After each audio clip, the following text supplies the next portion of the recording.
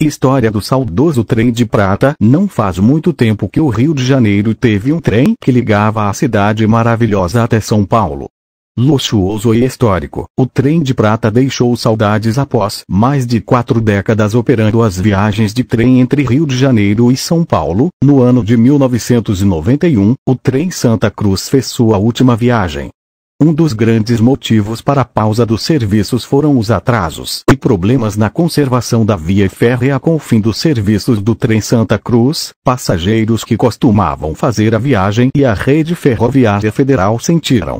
O percurso Rio-São Paulo era um dos mais procurados um ano depois da parada das viagens do trem Santa Cruz. Em 1992, a rede ferroviária federal decidiu retomar a operação dos trens que faziam o percurso Rio-São Paulo em parceria com a iniciativa privada. Já em 1993, ficou decidido, através do edital de licitação 033 SR 393, que a iniciativa privada ficaria responsável pela organização do serviço e venda de passagens, cabendo à rede ferroviária federal a locação de 25 carros Bud e de locomotivas. Em outubro de 1993, o consórcio Trem de Prata, composto pelas empresas União Interestadual de Transportes de Luxo, Interférrea Logística e Portobello Hotéis, foi declarado vencedor para administrar o serviço. As viagens foram retomadas, oficialmente, no dia 8 de dezembro de 1994. O trem de prata partia do Rio de Janeiro às 23h e que chegava em São Paulo por volta de 8h30. Antes de passar a funcionar para passageiros comuns, o trem de prata fez viagens de teste. Edson Vander Teixeira, que foi maquinista trabalhou na SR 8, linha de Campos dos Goitacazes da Rede Ferroviária Federal, RFSA, e é pesquisador, esteve em uma delas. Participei da viagem de reconhecimento do trem de prata no trecho entre a Barão de Mauá e Estação Leopoldina e Barra do Piraí. Essas viagens foram feitas para ver se havia algum problema na linha, conta Edson. No início, as passagens para viajar no trem de prata custavam R$ 85, cabine simples, e R$ 120, cabine dupla. Com o tempo, as tarifas foram reajustadas. Cabine simples, com cama de solteiro, R$ 120, cabine dupla, com beliches, R$ 240, e suíte, com cama de casal, banheiro amplo, frigobar e armário, R$ 360.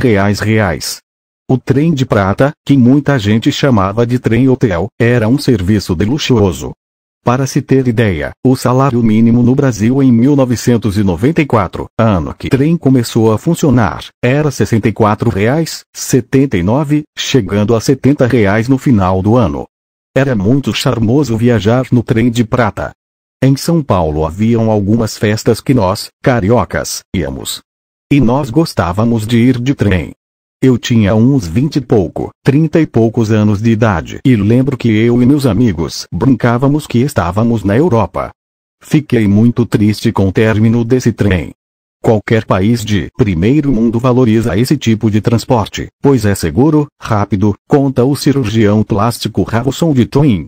4 anos depois do início, o consórcio Trem de Prata encerrou os serviços em novembro de 1998.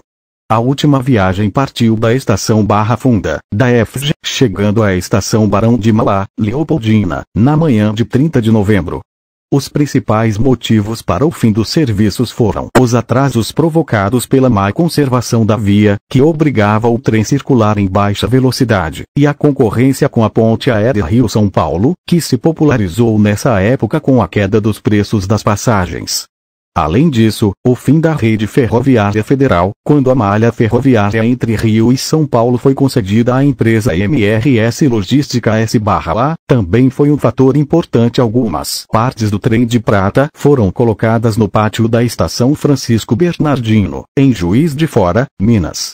Outras foram reformadas e viraram um restaurante chamado Trem de Prata que fica em Santos Dumont, também em Minas Gerais, contou Edson Vander Teixeira.